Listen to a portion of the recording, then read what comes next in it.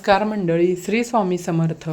90% लोक रथसप्तमी चुकीच्या दिवशी किंवा चुकीच्या पद्धतीनं साजरी करतात, म्हणून पूजा करूनही त्यांना परिणाम दिसत नाही. आज पंचांगानुसार आपण या व्हिडिओमध्ये योग्य दिवस, योग्य पूजाविधी आणि एक अत्यंत प्रभावी असा उपाय जो मी तुम्हाला सविस्तर सांगणार आहे. तर बघा, रथसप्तमीच्या दिवशी तुम्हाला हा उपाय करायचा आहे, म्हणून व्हिडिओ शेवटपर्यंत नक्की बघा आणि कोठेही स्किप करू नका, म्हणजे तुम्हाला सर्व माहिती समजून जाईल. तर नमस्कार मित्रांनो, श्री स्वामी समर्थ. रथसप्तमी म्हणजे केवळ एक तिथी नाही, तर सूर्यदेवाच्या उपासनेचा अत्यंत पवित्र असा दिवस जो आहे तो मानला जातो. हिंदू धर्मानुसार या दिवशी सूर्यदेव आपल्या तेजस्वी रथावर आरूढ होऊन संपूर्ण सृष्टीला प्रकाश, ऊर्जा आणि जीवनदान देतात. भविष्य पुराणात असा उल्लेख आहे की या दिवशी अदिती आणि कश्यप ऋषींचे पुत्र असलेल्या सूर्यदेवांचा हा जन्मदिवस याच दिवशी साजरा केला जातो. तसंच अशी मान्यता आहे. तसंच मैत्रिणींनो, रथसप्तमी बघा नेमकी कोणत्या दिवशी साजरी करायची असा अनेकांच्या मनामध्ये गोंधळ असतो. तर पंचांगानुसार यंदा माघ महिन्याच्या शुक्ल पक्षातील सप्तमी तिथीला म्हणजेच 24 जानेवारी 2026 रात्री 12:39 ते 25 जानेवारी रात्री 11:10 आहे. पण लक्षात ठेवा, सनातन धर्मात तिथीची गणना सूर्योदयापासून केली जाते. म्हणजे ज्या दिवशी सूर्योदयाला सप्तमी तिथी असते त्या दिवशीच रथसप्तमी साजरी केली जाते. म्हणूनच यावर्षी बघा, रथसप्तमी 25 जानेवारी 2026 या दिवशी साजरी केली जाईल. रथसप्तमीच्या पूजेचे फायदे बघून घेऊयात आपण. रथसप्तमीच्या दिवशी सूर्यदेवांची पूजा केल्यामुळं आपल्या आरोग्यात सुधारणा होते. शारीरिक व मानसिक त्रास जो काही आहे तो आपल्याला कमी होतो. गंभीरातले गंभीर रोग असतील तर त्या गंभीर रोगांपासून आपल्याला मुक्ती मिळते. सौभाग्य, धनप्राप्ती होते, पापक्षय होतो, सूर्यग्रह दोष शांत होतो.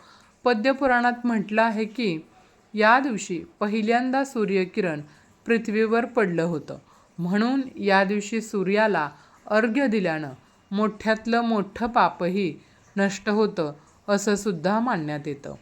मैत्रिणींनो, रथसप्तमी पूजाविधी आपण सोप्या भाषेत बघूया, एकदम सोप्या शब्दामध्ये.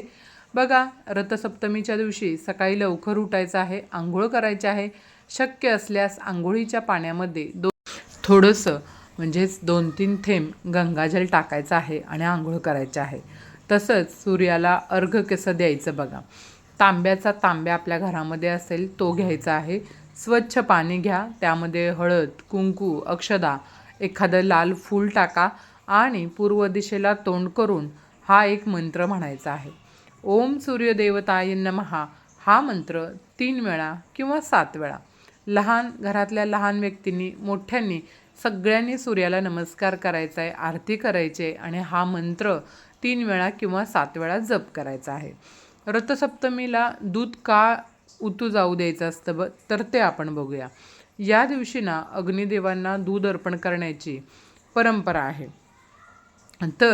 तर हे दूध आपण अर्पण कसं करायचं हे आता आपण या ठिकाणी पाहूया.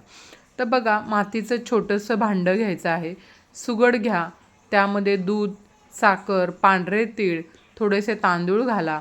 पूर्व किंवा उत्तर दिशेला हे सुगड ठेवायचं आहे आणि दुपारी 12 वाजण्याआधी आपल्याला दूध उतू जाऊ द्यायचं आहे. नंतर त्या दूध उतू गेल्यानंतर त्याच्यावरती आपल्याला हळद, कुंकू, फुलं अर्पण करायचे आहेत. उरलेलं दूध प्रसाद म्हणून, ज्या भांड्यामध्ये दूध उरणार आहे त्या भांड्यातील दूध प्रसाद म्हणून घरातील सर्वांनी घ्यायचं.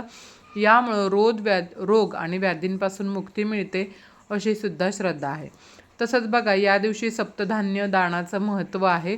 रथसप्तमीच्या दिवशी सप्तधान्य दान अत्यंत पुण्याचं मानलं जातं.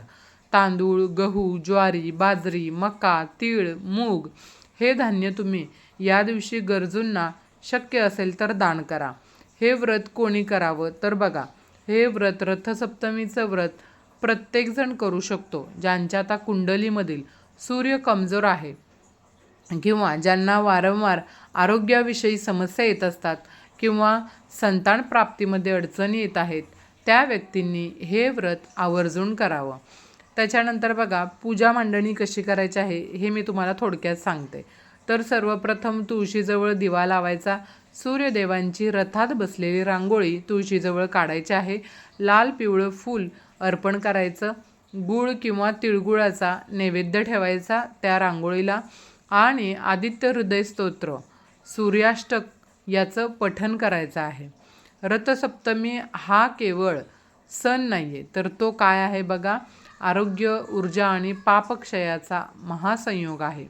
म्हणून काहीच जमलं नाही तरी आपण किमान सूर्याला अर्घ्य आणि थोडंसं दान या गोष्टी तरी नक्कीच करू शकता आणि नक्कीच करायच्या आहेत.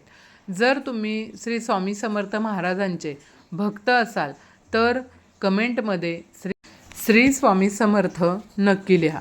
आता याच्यानंतर बघा, आपल्याला त्या ठिकाणी अक्षदा आणि लाल फुलं अर्पण करायचं आहे. तांबडी फुलं उपलब्ध असतील तुमच्याकडे लाल रंगाची तर ती फुलं असतील तर ती खास करून तुम्ही अर्पण करू शकता.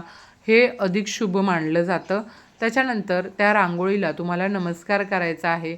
सूर्यदेवांचं त्या ठिकाणी स्मरण करायचं आहे आणि यानंतर सूर्यदेवांना गोड नैवेद्य ठेवायचा आहे. आता गोड नैवेद्यामध्ये बघा, तिळगुळ हा सूर्यदेवांचा अतिशय प्रिय नैवेद्य आहे. म्हणून तुम्हाला जर शक्य असेल तर तुम्ही या दिवशी तिळगुळ नैवेद्यामध्ये नक्की अर्पण करू शकता.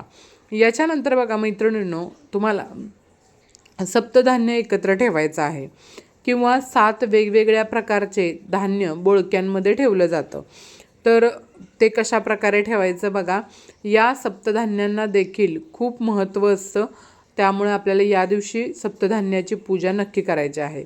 तर कशी करायची, तर हळद, कुंकू, अक्षदा व फुलं अर्पण करायची आणि नमस्कार करायचा. कारण आपल्या हिंदू धर्मामध्ये अन्न हे पूर्ण ब्रह्म आहे. म्हणून या सप्तधान्यांची आपल्याला पूजा करणं अत्यंत पुण्यकारक मानलं जातं. तसंच यानंतर बघा, 7 बोळक्यांमध्ये आपल्याला 7 हे धान्य ठेवायचे आहे. त्यानंतर दिवा आणि अगरबत्ती ओवाळून घ्यायची. सूर्यदेवांना नमस्कार करायचा आहे आणि त्यानंतर आदित्य हृदय स्तोत्राचं पठण हे नक्की करायचं आहे.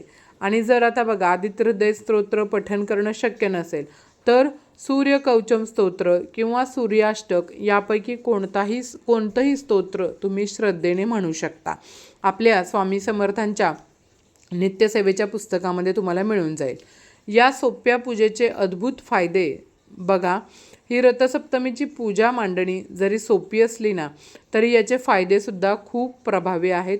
बघा, तिचा प्रभाव फार मोठा असतो. ही पूजा मांडणी सोपी असते पण त्याचे फायदे हे जास्तीत जास्त आपल्याला मिळत असतात.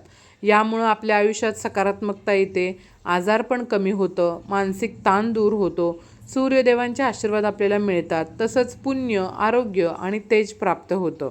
म्हणून मैत्रिणींनो, ही पवित्र व फलदायी सप्तमी रथसप्तमी पूजा तुम्ही यंदा आवर्जून करा, नक्की करा मी तर म्हणेन. तर बघा, आज मी तुम्हाला रथसप्तमी इतकी महत्त्वाची का मानली जाते हे देखील सांगणार आहे. तर बघा, याचं संपूर्ण महत्त्व सविस्तर आपण पाहूयात. म्हणून व्हिडिओ स्किप करू नका आणि जर उपयुक्त वाटत असेल व्हिडिओला तर एक लाईक नक्की करा आणि चॅनलला आपल्या सबस्क्राईब करा. यामुळे तुम्हाला असेच आध्यात्मिक व्हिडिओ पाहण्यासाठी मदत होईल. तर बघा, या रथसप्तमीच्या दिवशी 7 अश्व असलेल्या रथाला म्हणजे सूर्यदेवांच्या रथाला या आठवड्यातील जे 7 अश्व असतील हे आठवड्यातील 7 वारांचे प्रतीक आहेत आणि रथाची 12 चाकं ही 12 राशी दर्शवतात.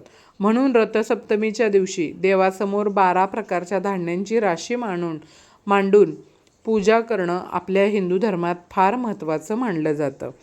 तसंच बघा मैत्रिणींनो, या दिवशी रथसप्तमीच्या दिवशी काही चुका करणं आपल्याला टाळायच्या आहेत. तर या चुका कोणत्या आहेत? तर या पवित्र दिवशी काही गोष्टी तुम्ही करणं कटाक्षाने टाळा, तरच तुम्हाला या व्रताचं संपूर्ण फळ मिळेल. तर बघा, मांसाहार घरामध्ये या दिवशी अजिबात करायचा नाही. घरात वादविवाद, भांडण, कलह या दिवशी टाळायचं आहे. तसंच नकारात्मक बोलणं या दिवशी टाळा आणि शक्य तितकं तुम्ही नामस्मरण, जप किंवा ध्यान करा. घरामध्ये तुमच्या शांतता ठेवा. तसंच घरामध्ये स्वच्छतासुद्धा ठेवायची आहे. आता रथसप्तमीची छोटीशी कथा मी तुम्हाला या ठिकाणी सांगणार आहे. तर बघा, श्रीकृष्णाचा शांब नावाचा पुत्र होता. शांब खूप अभिमानी व अहंकारी झाला होता. तर एकदा काय होतं, महान ऋषी दुर्वास भगवान श्रीकृष्णांना भेटायला आले होते आणि त्यावेळी तपस्येमुळे त्यांचं शरीर जे आहे ते अशक्त झालं होतं. त्यांना पाहून शाम त्यांच्यावर हसला. हे पाहून ऋषी दुर्वासांना त्याचा प्रचंड राग आला आणि त्यांनी शांबाला शाप दिला की तुझं शरीर कुष्ठरोगी होईल. आणि काही काळातच तो शाप खरा ठरला आणि यानंतर भगवान श्रीकृष्णांनी आपल्या पुत्राला सूर्यदेवांची उपासना करण्यास सांगितलं. शांबाने श्रद्धेने सूर्यदेवांना अर्घ्य दिलं. तसंच सूर्यदेवांची पूजा केली, सूर्यदेवांचे स्मरण केलं. यामुळं सूर्यदेवांच्या कृपेने त्याचा कुष्ठरोग पूर्णपणे बरा झाला आणि शाम पूर्णपणे बरा झाला. तर मित्रांनो, हा माहितीपूर्ण व्हिडिओ आणि आध्यात्मिक व्हिडिओ तुम्हाला आवडला असेल तर चॅनेलला लाईक, शेअर, सबस्क्राईब नक्की करा आणि कमेंट्समध्ये श्री स्वामी समर्थ नक्की लिहा. धन्यवाद. श्री स्वामी समर्थ. जय जय स्वामी समर्थ.